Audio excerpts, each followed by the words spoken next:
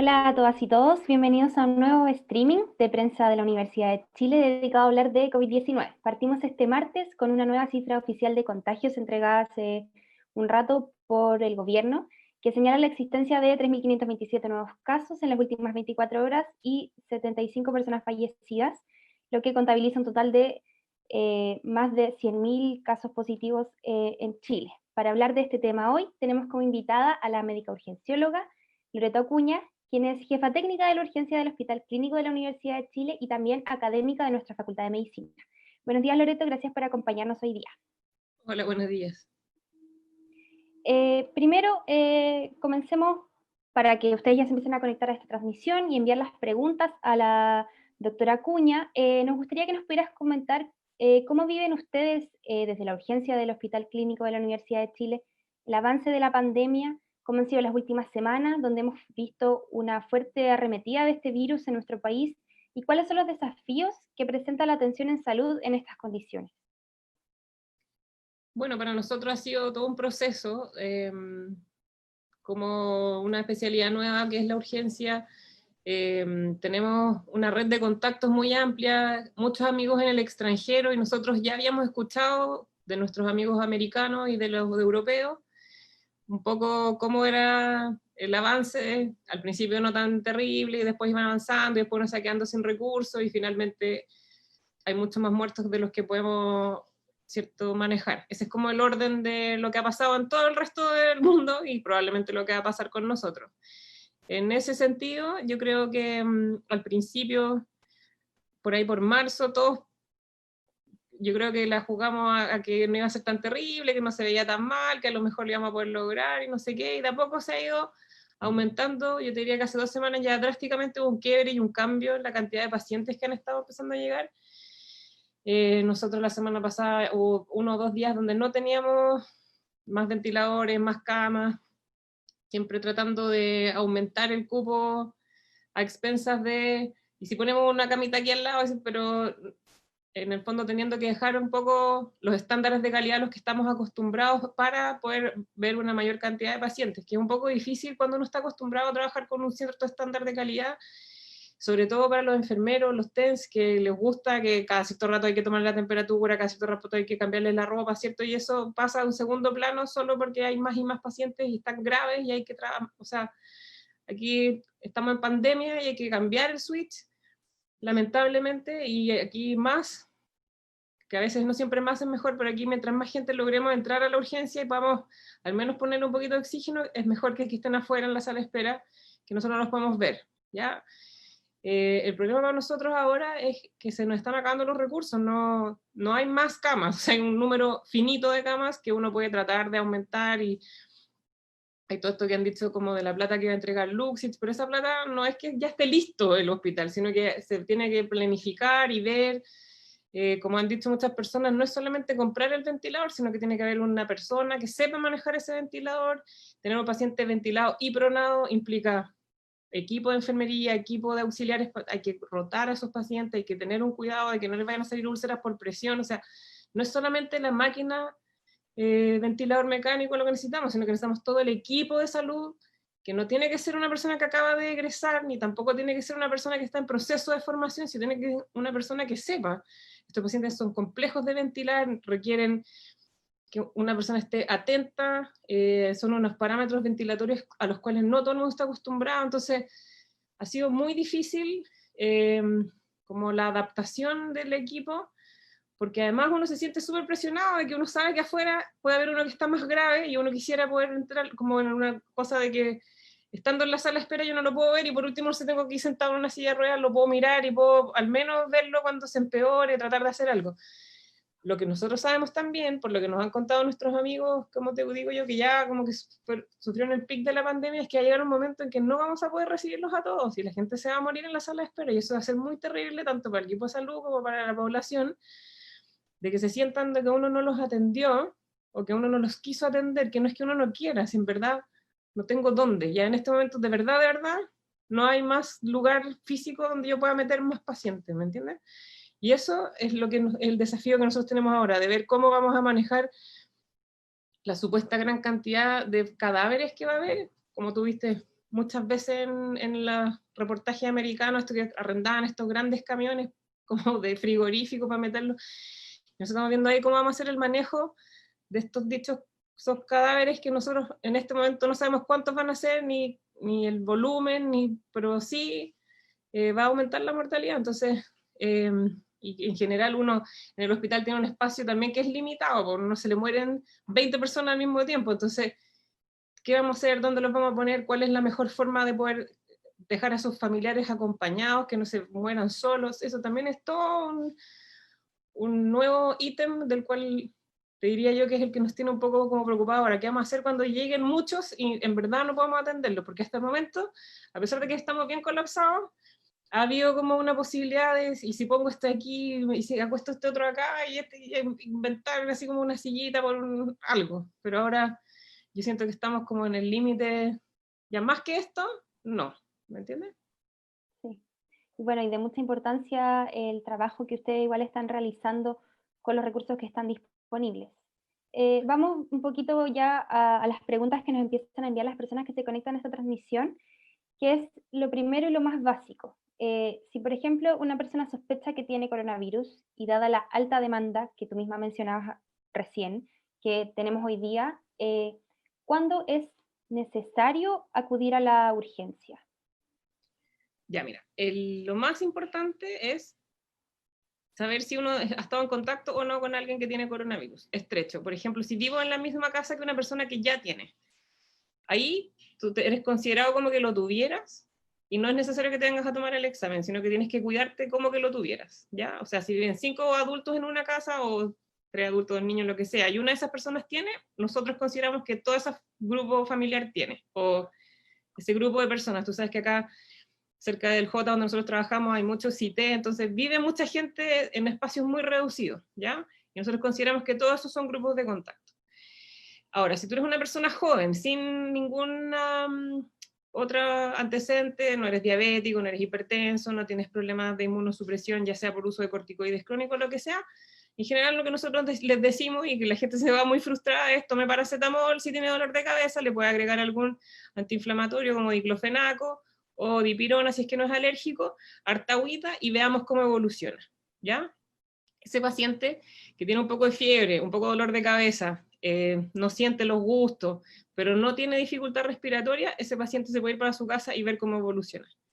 De todos los pacientes que tienen COVID, solo el 1 o 2% se complican que requieren esto de la ventilación mecánica y todo. Lo que pasa es que como son 5.000, el 2% de 5.000 son como 100 al día, entonces ese es lo que nosotros tememos, los resultados que estamos viendo nosotros hoy, en 15 días más, van a ser terribles el exceso de pacientes que va a llegar a la UCI con requerimientos ventilatorios. Ese es el problema.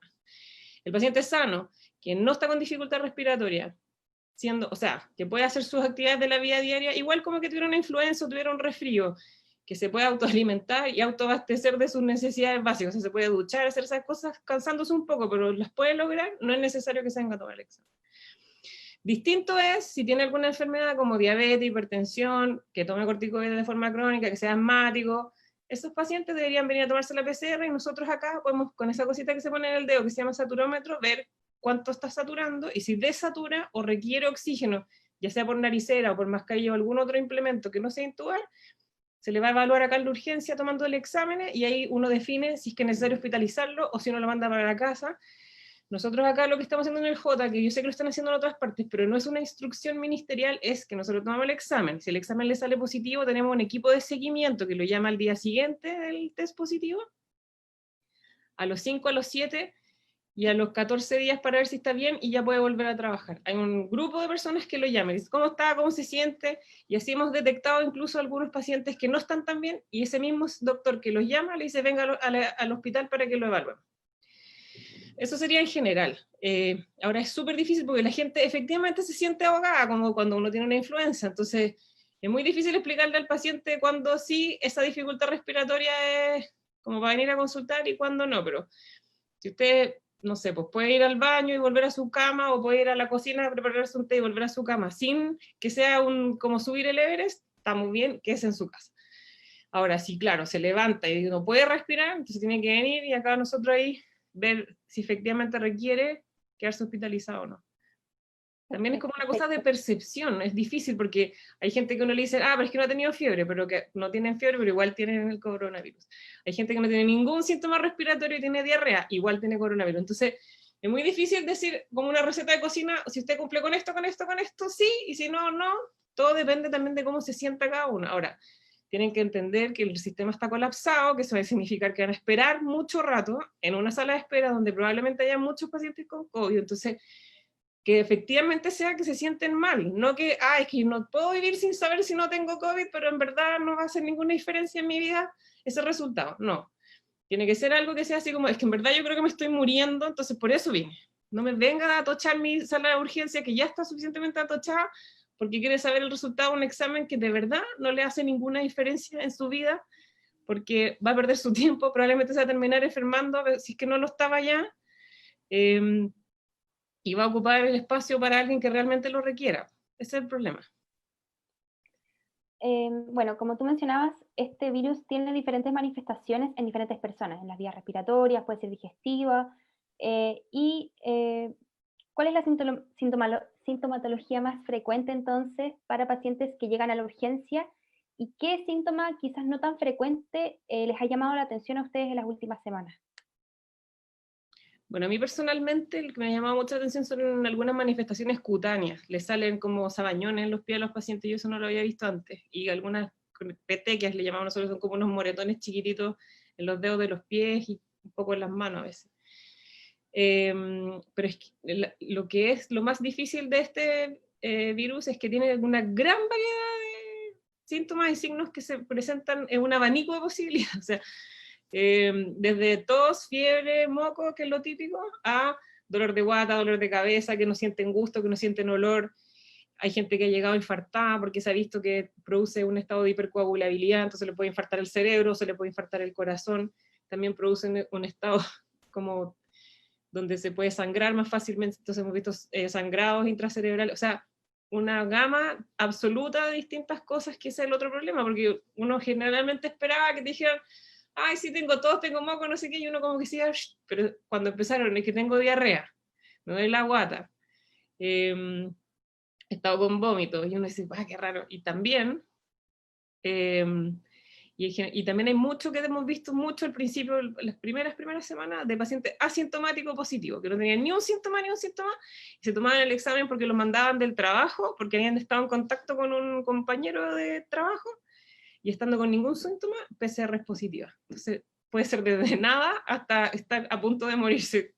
Todo lo que vaya entre medio de esos dos puntos. No hay nada que... Lo que uno más ve en general es dolor de cabeza, que dicen que es así como que se les va a partir la cabeza. Esto que no huelen y no sienten el gusto. Y hemos visto harto nosotros con una tos que es muy desagradable porque es irritativa, entonces tosen, y están todo el rato tosiendo. Y eso al mismo tiempo lo hace que se sientan ahogados, porque como que dicen que como que no les entra, como que sienten que no les entra el aire, entonces se sienten ahogados y tosen y tosen y tosen. Eso en general. ¿Y cómo es el proceso para personas que consultan por sospecha de COVID-19? Por ejemplo, si yo llego al hospital de la Universidad de Chile, ¿quién me recibe? ¿Qué procedimientos me van a hacer? ¿Y cómo se define si me quedo internado o vuelvo a mi casa y, por ejemplo, mantengo un control a través del teléfono, como decías tú que lo realizas? Ya, mira, acá nosotros tenemos dos vías de ingreso. Una es que viene externamente con una orden médica, o de su defecto una persona que tiene algunos síntomas menores como tos, fiebre, pero lo que nosotros llamamos oligosintomático, o sea, entre casi ni un síntoma y síntomas pequeños, como un poquito de fiebre, un poquito de tos, que no estén desaturando terriblemente, se los manda a lo que nosotros llamamos el respiratorio. ¿Por qué? El gobierno de Chile, como esta es una enfermedad de notificación obligatoria, hay que subirle a una plataforma que se llama Epivigila. El Epivigila es donde nosotros ingresamos, por ejemplo, si tú tuvieras una meningitis o tuvieras, no sé, alguna enfermedad que son las de notificación obligatoria, que son menos típicas que el COVID en este momento, uno ingresa a esa plataforma y el ministerio le hace un seguimiento a esos pacientes. Y a través de esa plataforma ellos extraen la información.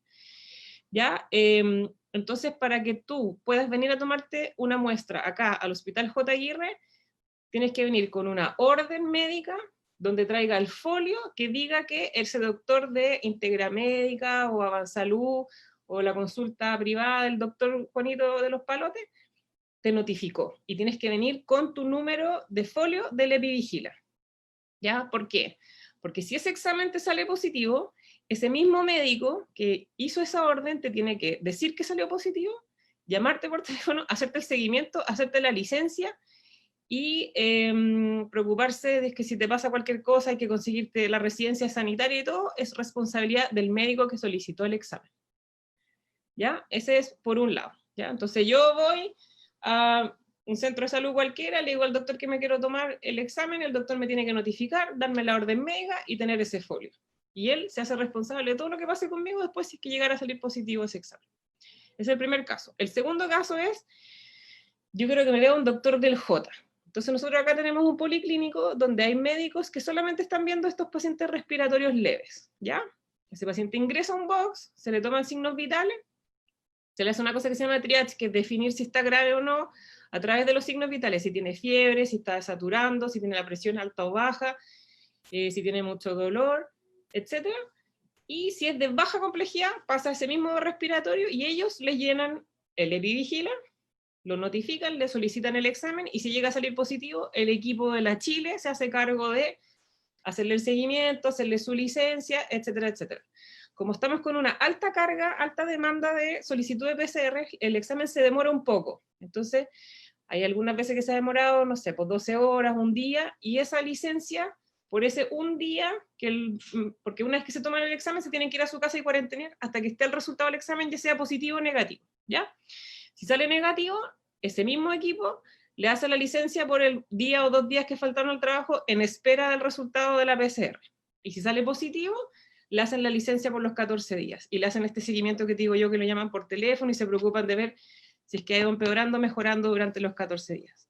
Ese mismo equipo también es el que les hace el carnet de alta, y si es que el paciente persiste con síntomas, se preocupa de engancharlo con el poli de control de por qué sigue con síntomas a los 14 días. Todas esas cosas tienen, entonces, por eso nosotros, para que el paciente venga, tiene que estar a cargo de un doctor, porque si no queda como en el aire, ¿me entiendes? Entonces, le sale positiva la PCR, y quién le hace la licencia, quién le hace el alta, quién se preocupa de la residencia sanitaria, quién lo llama, y que si empeora, quién lo va a examinar. Entonces, esos son los menos graves, ¿cierto? Los leves oligoasintomáticos. En el caso que el paciente llegue, se le haga el triage y tenga desaturación, frecuencia cardíaca muy alta, frecuencia respiratoria muy alta, pasa a la urgencia, propiamente tal, que es donde nosotros estamos viendo los pacientes graves, críticos, intubados con nariceras de alto flujo.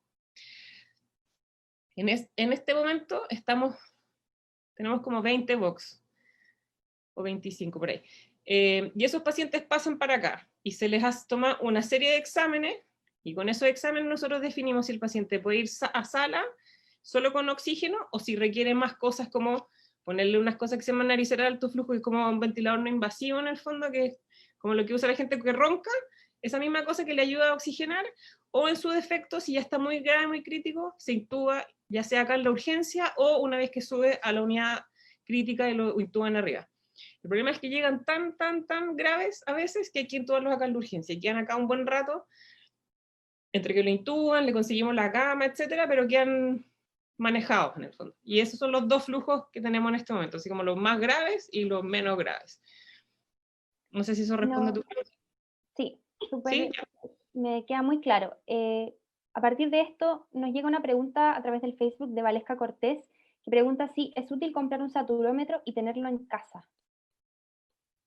Ya sí, el saturómetro pudiera llegar a ser eventualmente una buena herramienta, pero tienen que saber que lo que hace el saturómetro es, si ustedes lo miran, tiene una lucecita roja, ¿cierto? Ustedes se lo ponen en el dedito y lo que hace es leer ese rayo que pasa por tu dedo. Si tienes las uñas pintadas o cualquier cosa que impida que traspase ese rayo de luz, pudiera verse afectada la medición. Entonces, sobre todo ahora que está tan de moda pintarse las uñas, ponerse acrílica, yo sé que hemos estado en cuarentena, pero hay gente que igual todavía se lo hace, tiene que ser con uña limpia, sin esmalte, o acrílica, o cualquier cosa que impida que pase ese rayo luminoso, va a hacer que salga afectado el número, ¿ya? Usted tiene que ponerse el saturómetro, esperar un rato, unas 10, 20 respiraciones, mirar bien, y tiene que saturar sobre 94 es lo que nosotros decimos, pero en verdad hay veces que incluso se ha estirado un poco el elástico porque, como le digo, está todo muy colapsado, entonces 92 ahí depende, pero lo ideal es que sature sobre 94, y eso, el oxígeno que nosotros ponemos es para que el paciente sature sobre 94, no es necesario que sature 100, pero si satura 99, 98, 97, eso está bien también, ¿ya? O sea, si está por sobre 94, quédese tranquila. Sobre todo para los adultos mayores yo diría que es una buena opción. Lo otro que tienen que hacer es fijarse de que uno, estar bien sentado, hacer una buena inspiración, si usted se achica así, o se lo pone como medio de lado, medio encorvado, nosotros acá, la primera medida que le hacemos a los pacientes es sentarlos bien derechitos, que estiren el tórax, cosa que le entre un poco más de oxígeno, ¿ya? Esas son unas buenas medidas que si usted está en la casa, nota que el paciente está desaturando, o que tiende como a, porque uno tiende como a acostarse, pues. Lo que uno tiene que hacer es sentarse, o enderezarse, estirarse, y ahí va a mejorar la saturación, aunque usted no lo crea. Son unos tips para evitar la venida de la urgencia, porque lo que nos preocupan es que traigan a la gente sana, y de tanto estar acá esperando tanto rato, se enfermen acá contagiados con las mismas personas de la sala de espera. Entonces, evitar la venida, a menos que usted note que el familiar está en malas condiciones, que respira mal, que no contesta, que está medio somnoliento, esas cosas son malos designios, y ahí estaría bien que lo trajera. Y ahí tendría una prioridad más elevada para entrar más rápido a la urgencia. Si es solo tos o que se siente un poquito mal, pruebe dándole un paracetamol, déle un poco de agua, démosle una chance de manejarlo en la casa, y si no se puede, bueno, habrá que llevarlo a la urgencia. Y otra pregunta que nos llega de Liz Cáceres es, ¿en qué caso se deriva a pacientes COVID a residencias sanitarias? Ya, la residencia sanitaria es un lugar donde uno saca al paciente que está enfermo para proteger al resto de la familia, que supuestamente podría tener alguna complicación si es que llegara a enfermarse. Ejemplo, adultos mayores, personas trasplantadas, que tengan, no sé, inmunosupresión porque toman corticoides de larga data, estos niños que son con parálisis cerebrales, cosas así. Uno trata de sacar al adulto que está enfermo y dejar a ese niño o a ese personaje, otro que es más débil, que no se enferme. Eso lo tiene que hacer el médico, que es su tratante, tiene que llenar un correo electrónico y se solicita a través de un correo electrónico, y depende si el paciente es ISAPRE o FONASA, a dónde se manda el correo. Por eso tienen que verlo con el doctor que lo está tratando. Entonces, una vez que usted le sale el examen positivo y usted se quiere salir de su casa porque no quiere enfermar al resto del grupo familiar, porque hay adultos mayores, lo que sea, tiene que contactarse con el doctor que le pidió el examen y solicitarle que le ayude a hacer el trámite de la residencia sanitaria. Lo que sí tiene que tener claro es que la residencia sanitaria es estar encerrado en una pieza de un hotel, que a veces no son hoteles, sino que son pensiones, lo que sea, los 14 días que dura. Entonces no es que usted va un ratito y después me aburrí y me quiero volver para mi casa, no. 14 días de cuarentena, solo, sin visita, en esa pieza en donde le toque. Porque tampoco es que haya así como, que prefiere ir aquí o prefiere ir acá, no, la que le tocó. ¿Ya? Y eso es lo que nos ha costado más a nosotros, porque la gente nos pide, es muy complejo conseguirla. Hay todo un tema de cómo el paciente lo transportan a la residencia sanitaria, porque tiene que ser en ambulancia, y las ambulancias no abundan en este momento. No es que se tome un Uber o un taxi, no. Tiene que ser con las medidas de protección personal del chofer, del paciente, etc. Y después que uno hace todo eso, el paciente pasa 2 días y dice, no, me quiero volver para mi casa, y a uno le da una rabia infinita. Entonces, si usted decide, porque nadie lo va a obligar, a ir a una residencia sanitaria, tiene que tener claro eso, que va a estar 14 días solo en un hotel, sin visita, puede hablar por teléfono, lo que sea, pero no con contacto más que te llevan la comida, fin. Así es el tema de la residencia sanitaria, y como te digo, depende de si es ISAPRE o es FONASA, a dónde lo envían y cuál es el mail y los trámites más como de la letra chica que uno tiene que hacer. Claro, entonces en ese caso muy importante, si alguien consulta con su médico y da positivo, es necesario, y tiene algún familiar o persona con la que vive de riesgo, que solicite también al médico que él lo ayude a hacer este trámite. Sí. Y lo otro que también se puede hacer es aislarse uno mismo en su propia casa, pero insisto, nosotros tenemos súper claro que hay gente que vive en 30 en una misma casa, que 30 comparten el baño. Quizás en ese caso, por ejemplo, es mucho mejor que se vaya a una residencia sanitaria y no contagie a todo el resto del sitio, por ejemplo. Pero si tú vives en una casa donde tú te puedes aislar en tu propia pieza, que te lleven la comida a tu pieza y que tú puedas a lo mejor usar el baño y hacer un buen aseo después de que lo usaste, mejor quédate en tu casa. Esa sería mi recomendación. Es complejo el tema de la residencia sanitaria, es complejo estar solo, no en contacto con tu familia. Uno dice, ah, ya, filo, pero sí que son 15 días. No, le pasa la cuenta y uno se da cuenta cuando habla con la paciente, pues, de que como que no lo toleraron, de que están alejado de la familia sin saber por 14, y son 2 semanas igual, por harto rato. También nos llega una pregunta de Cintia Vargas, que dice que a ella le dieron el alta porque estaba bien después de 21 días de cuarentena, pero al día 26 empezó a tener tos seca y dolor al respirar, por lo que la mandaron a hacer un examen de inmunoglobulina, pero ella pregunta si podría tener activo el virus nuevamente o es un desarrollo normal del virus posterior al alta. Mira, se ha visto ambos casos. Se ha visto gente que se siente mejor, pasa una semana, vuelven a sentirse mal, uno les vuelve a tomar la PCR, les vuelve a salir positiva. De hecho, yo tengo colegas que se han enfermado, se han tomado 4, 6, y las 6 PCR les salen positivas, y se siguen tomando y siguen siendo positivas. En países como China se ha visto que los enfermos se pueden volver a enfermar de coronavirus una vez estando sanos. Y lo otro es esto que te digo yo de la tos, que es muy desagradable, muy irritante y todo, que persiste a pesar de haber pasado los 14 días, y uno sigue tosiendo por lo menos unos 10 o 15 días más, sin necesariamente que le salga la PCR positiva. Entonces puede ser cualquiera de las dos. El tema con las inmunoglobulinas es que ninguna de ellas en este momento está como 100% certificado el significado de esos exámenes, si es que la PCR le sale negativa. Hay todo una discusión, porque como saben, esto es una cosa nueva, nosotros todavía estamos estudiándola, no está claro todo con respecto al coronavirus. Entonces, claro, uno tiende a, ay, si me saco la IgM, me saco la IgG, entonces aquí, ya estoy listo, y no es tan así. No hay claridad todavía bien de si me sale positivo, cuán positivo o cuán negativo, si me sale con la PCR positiva o con la PCR negativa, si lo tuve, si ya pasé por al lado de alguien que tenía. No, eso no está claro. Ahí como depende del laboratorio, depende de la técnica, hay un montón de variables. Entonces, yo le recomendaría a ella que se tomara otra PCR y que vaya a ver a su médico. Y Si en es que ese sí, periodo tiene que mantener la cuarentena igualmente por precaución, si todavía continúa con su tos seca y con ciertos síntomas. ahora el tema es que, como te digo, va a persistir con la tos, entonces si se toma la PCR y le sale negativa, entonces ahí ya ella se queda tranquila y podría volver a trabajar, porque igual 21 días es harto rato, entonces también hay que pensar en que en algún momento la gente tiene que. Nosotros nos pasa, por ejemplo, que la gente se enferma y nosotros lo necesitamos que vuelvan a trabajar al hospital. Entonces también, si te sale la PCR negativa, tú te cuidas bien, te pones la mascarilla, te lavas las manos, no deberías contagiar a nadie más que a ti mismo con tu tos en tu mascarilla. Ahora, claro, si no andas con la mascarilla, si no te lavas las manos, ahí eres tú un peligro para el resto. Pero si seguimos las indicaciones, que es andar con su mascarilla, lavarse las manos, por favor no se pongan los guantes no les sirve a la gente, no les sirve de nada.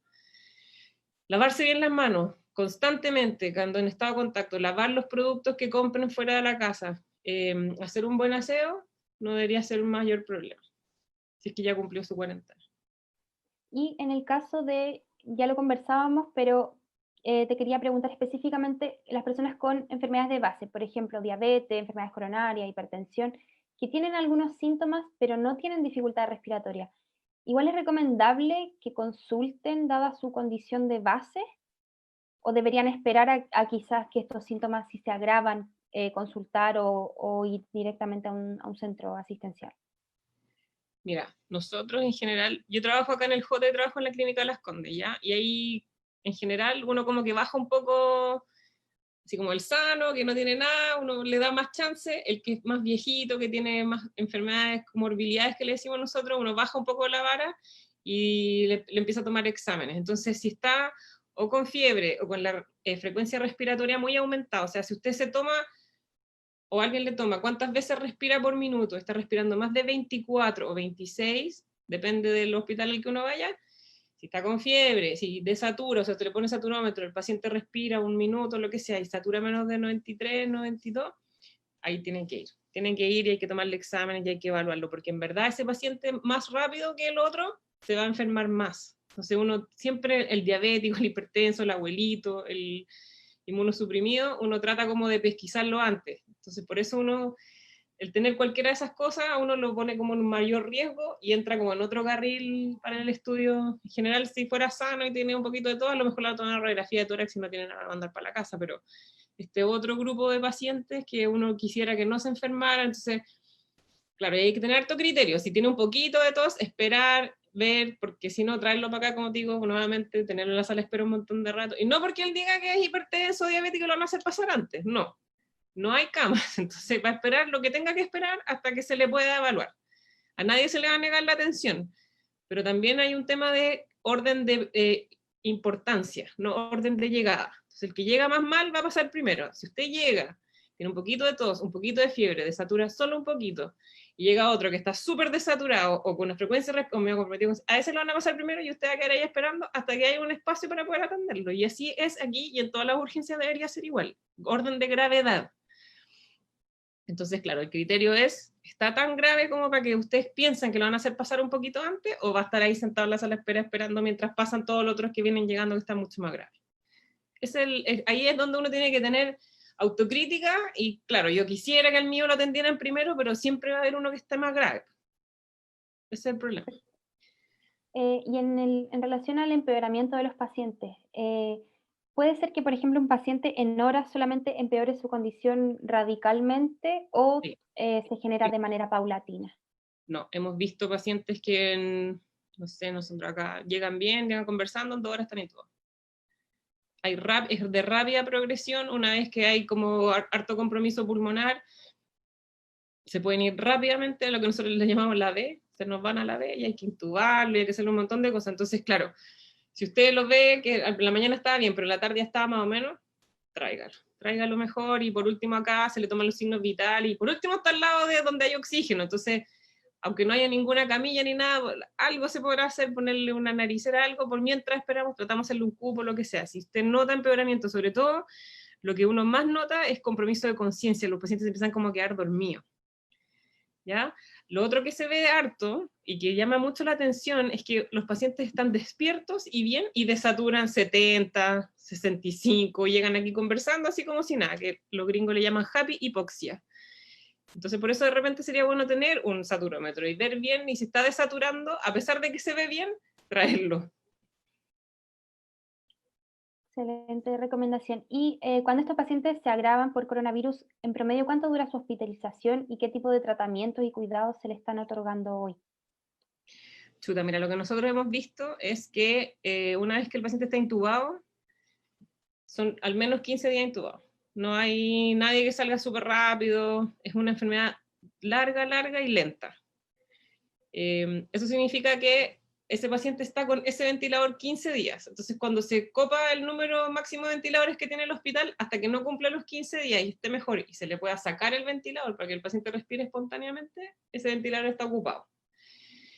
Y ahí es donde entra el problema de esto del dilema del último ventilador, la última cama, que si tengo un paciente de 80 años que está así, tengo uno de 25 años que está así, ¿a quién le doy el ventilador?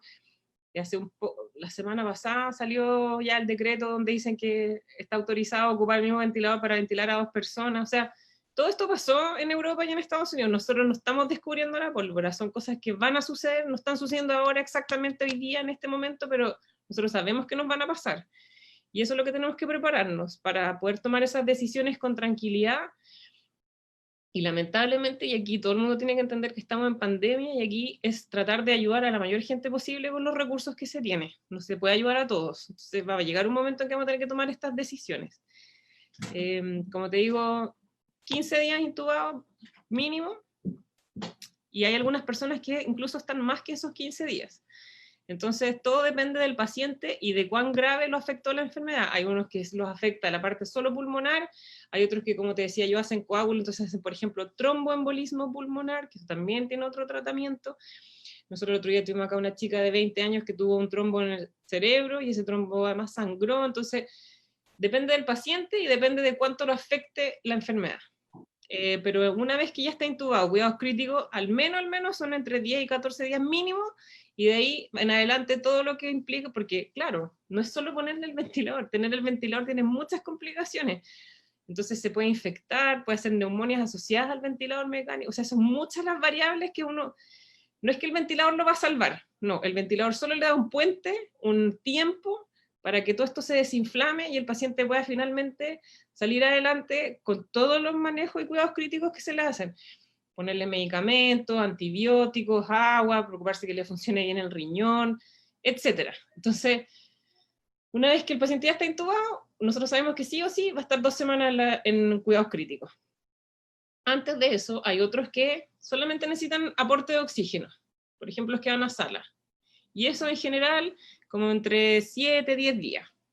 ¿Ya? Pero nunca van a estar así como ingresaron hoy, sean mañana, eso no, a esos pacientes nosotros casi no los vemos. En general son como 7 a 10 días si no está muy grave, y desde 14 a 21 días, que pueden ser hasta meses, si es que está muy grave.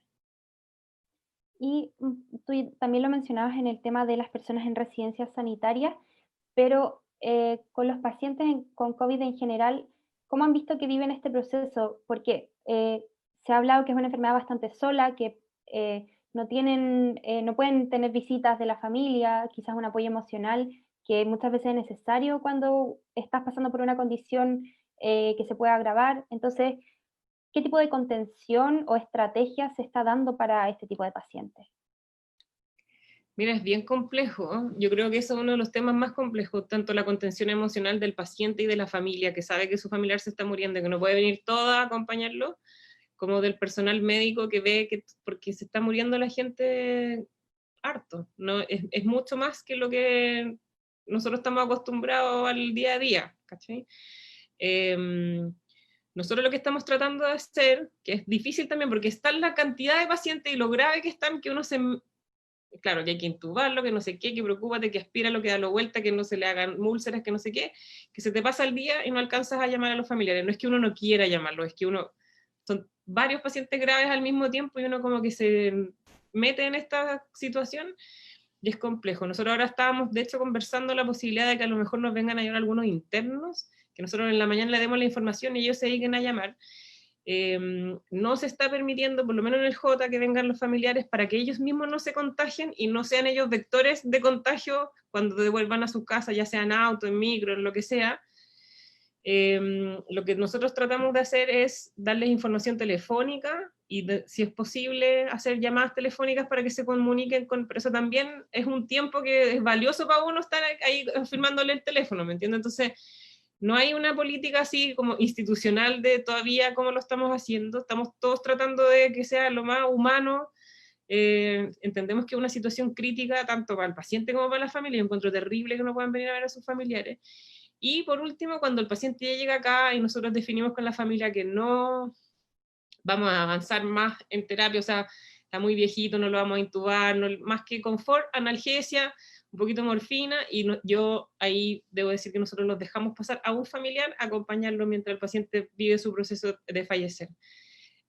Pero no toda la familia, pues uno bien vestido con toda su EPP, que lo acompañe, que le tome la manito, que no esté solo, porque también si hay que tener un poco de humanidad, estamos en pandemia, pero es muy terrible y es difícil, y creo que debería haber una cosa más nacional, pero es difícil también decirle a todo el mundo tenga iPad y llamen por el iPad, si no todos los hospitales tienen internet, no todos los hospitales tienen acceso a estas tecnologías. En general esas cosas son valiosas y se pierden, te las roban, alguien tiene que estar preocupado de que no se lo lleven, entonces es otra tarea más de agregarle a una persona que ya está súper mega llena de tareas. Entonces tenemos que buscar una forma humana de hacer este proceso que es muy complejo y que es tantas veces en el día más llevadero.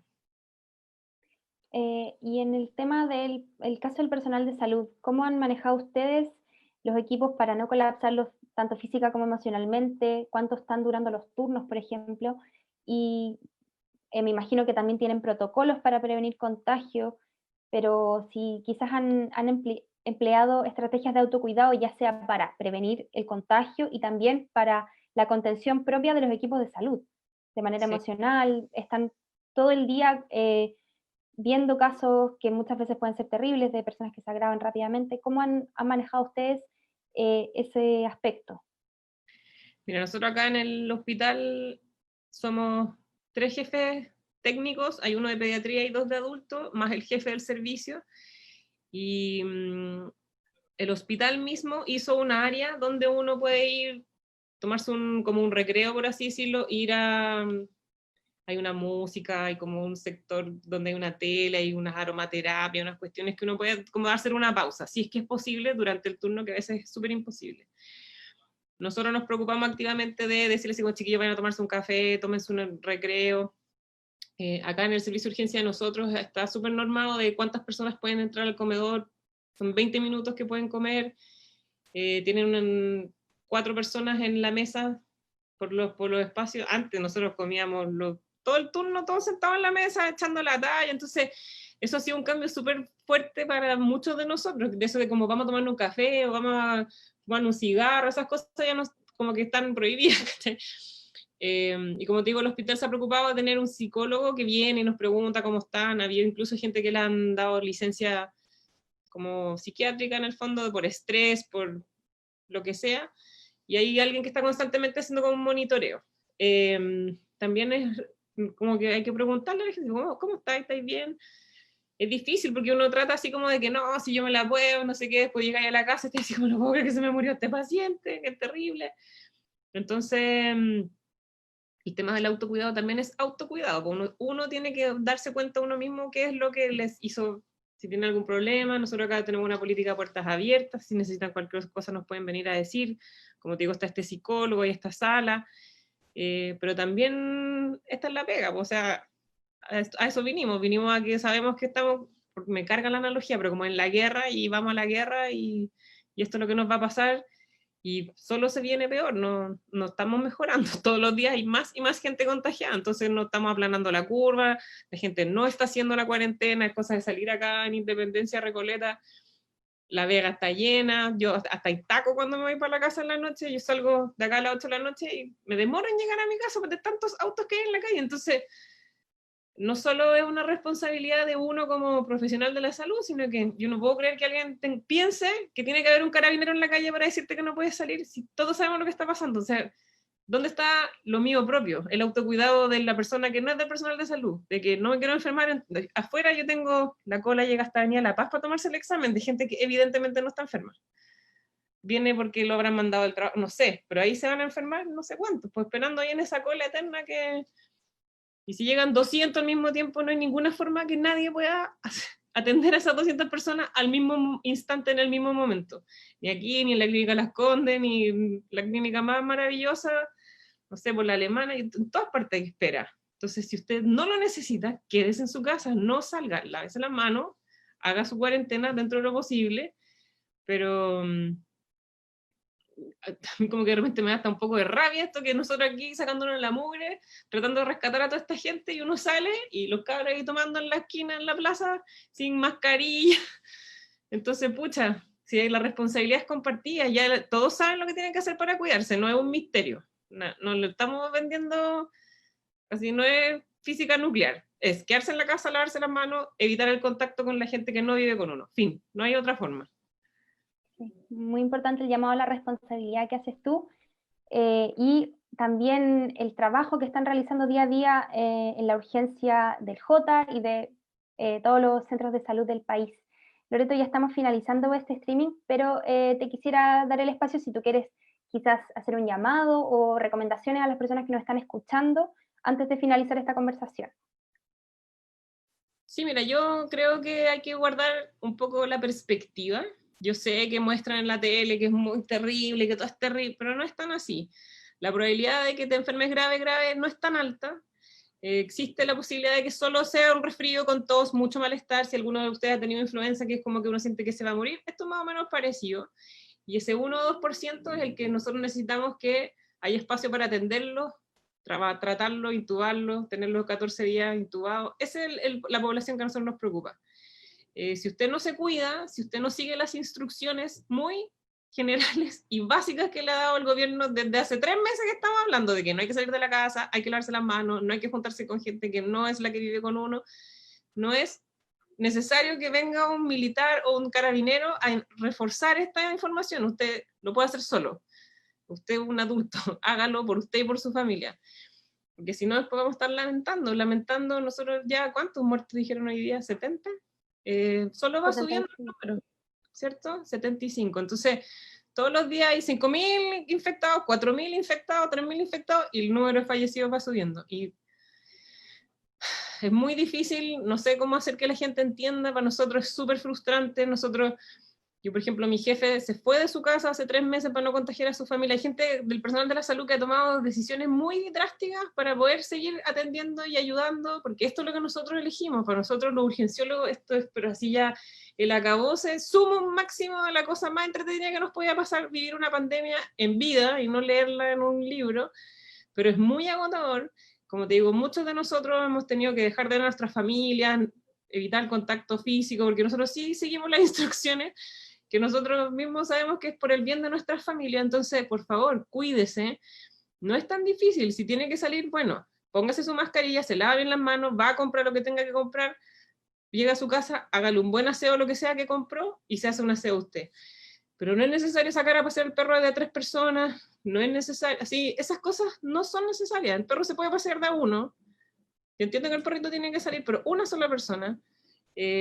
Lamentablemente los niños, yo entiendo que es muy difícil que vivan encerrados, que se aburren. Yo vivo en un edificio, los pobres niños están, pero así ya que cortan la WIC, pero es por el bien de ellos, es para que ellos no se enfermen.